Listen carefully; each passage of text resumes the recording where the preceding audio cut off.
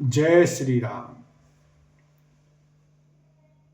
जब शिव धनुष को कोई भी राजा उठा नहीं पाया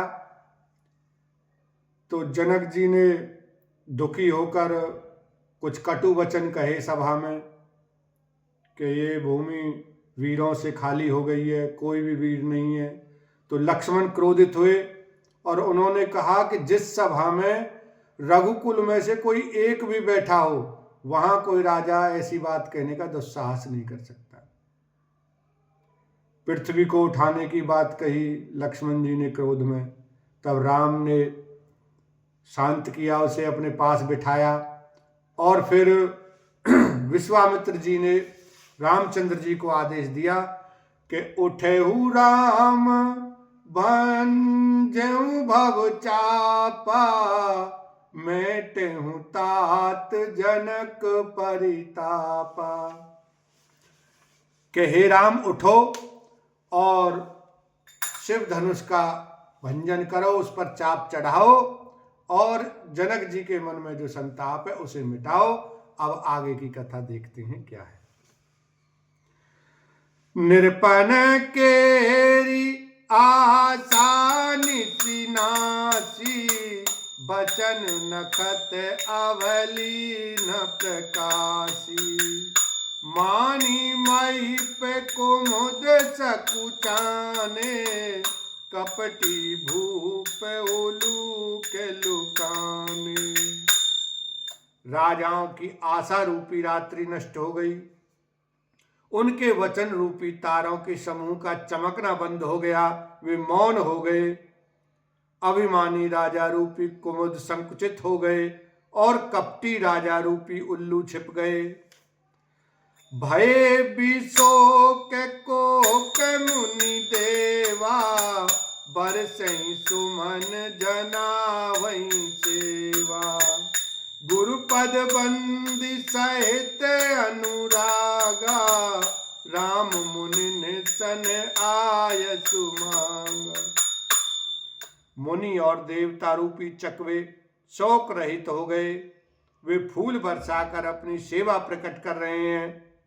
प्रेम सहित गुरु के चरणों की वंदना करके श्री रामचंद्र जी ने मुनियों से आज्ञा मांगी। सहज ही चले सकल जग स्वामी, मत मांझु बर कुंजर गामी। चलत राम सब पुर नर नारी, पुलक पूरी तन भय चुका। समस्त जगत के स्वामी श्री रामचंद्र जी सुंदर मत वाले श्रेष्ठ हाथी की सी चाल से स्वाभाविक ही चले। श्री रामचंद्र जी के चलते ही नगर भर के सब स्त्री पुरुष सुखी हो गए और उनके शरीर रोमांच से भर गए। बंदी पितर सोर सुकृत संभारे, जो कछु पुण्य प्रभाव हमारे।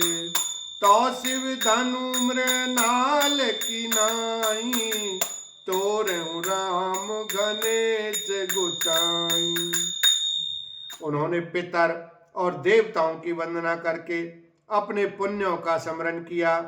यदि हमारे पुण्यों का कुछ भी प्रभाव हो तो हे गणेश गोसाई, रामचंद्र जी शिव जी के धनुष को कमल की डंडी की भांति तोड़ डालें। रामई प्रेम समेत लखी सखन समीप बुलाई। सीता मात स्नेह बस बचन कही बिल खाई। लखन सिया राम जय जय राम। श्री रामचंद्र जी को वात्सल्य प्रेम के साथ देखकर और सखियों को समीप बुलाकर सीता जी की माता स्नेह बस विलख कर विलाप करती हुई सी ये वचन बोली। सखी सब कौतुक देख निहारे, जीव कहावत हेतु हमारे। को न बुझाई कही गुरु पाही, ए बालक असी हट भली नाही। हे सखी, ये जो हमारे हेतु कहलाते हैं वे भी सब तमाशा देखने वाले हैं। कोई भी इनके गुरु विश्वामित्र को समझाकर नहीं कहता कि ये राम जी बालक हैं, इनके लिए ऐसा हट अच्छा नहीं। जो धनुष रावण और बाण जैसे जगद्विजयी वीरों के हिलाए न हिल सका, उसे तोड़ने के लिए मुनि विश्वामित्र जी का राम जी को आज्ञा देना और राम जी का उसे तोड़ने के लिए चल देना रानी को हठ जान पड़ा। इसलिए वे कहने लगी कि गुरु विश्वामित्र जी को कोई समझाता भी नहीं है। रावण बाण छुआ नहीं चापा, हारे सकल भूप करिदापा। सो धनुराज कुंवर कर देहीं, बाल मराल की मंदर ले। रावण और बाणासुर ने जिस धनुष को छुआ तक नहीं और सब राजा घमंड करके हार गए, वही धनुष इस सुकुमार राजकुमार के हाथ में दे रहे हैं। हंस के बच्चे भी कहीं मदराचल पहाड़ उठा सकते हैं। भूप सयान पे सकल सिरानी, सखी विधि गति कछु जाति न जानी। बोली चतुर सखी मृदुबानी, तेजवंत लघु गनियन रानी। और तो कोई समझा कर कहे या नहीं, राजा तो बड़े समझदार और ज्ञानी हैं, उन्हें तो गुरु को समझाने की चेष्टा करनी चाहिए थी। परंतु मालूम होता है राजा का भी सारा सयानापन समाप्त हो गया। हे सखी, विधाता की गति कुछ जानने में नहीं आती। यों कहकर रानी चुप हो रही। तब एक चतुर राम जी के महत्व को जानने वाली सखी कोमलवाणी से बोली, हे रानी, तेजवान को देखने में छोटा होने पर भी छोटा नहीं गिनना चाहिए। कहे कुंभज कहे सिंधु अपारा, सो से सुजसु सकल संसारा। रवि मंडल देखत लघु लागा, उदयता सुत भुवन तम भागा। कहाँ घड़े से उत्पन्न होने वाले छोटे से मुनि अगस्त्य और कहाँ अपार समुद्र, किंतु उन्होंने उसे सोख लिया जिसका सुयश सारे संसार में छाया हुआ है। सूर्य मंडल देखने में छोटा लगता है, पर उसके उदय होते ही तीनों लोगों का अंधकार भाग जाता है। मंत्र परम लघु जासु बस, विधि हरि सुर सर्व। महामत गजराज कहूँ, बस कर अंकुश खर। लखन सिया राम, जय जय राम।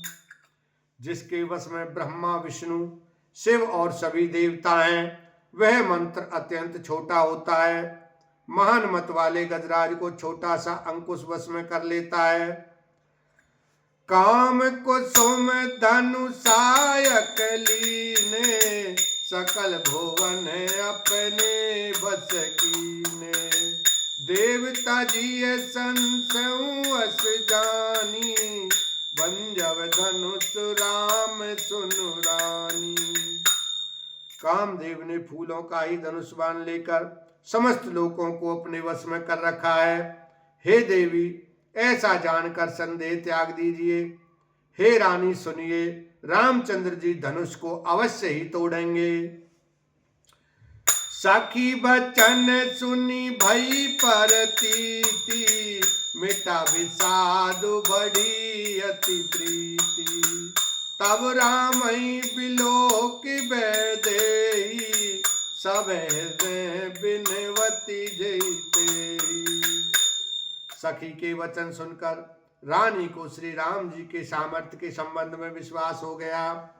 उनकी उदासी मिट गई और श्री राम जी के प्रति उनका प्रेम अत्यंत बढ़ गया। उस समय श्री रामचंद्र जी को देखकर सीता जी भयभीत हृदय से जिस तिस देवता से विनती कर रही हैं। बोलो सियावर रामचंद्र की जय, उमापति महादेव की जय।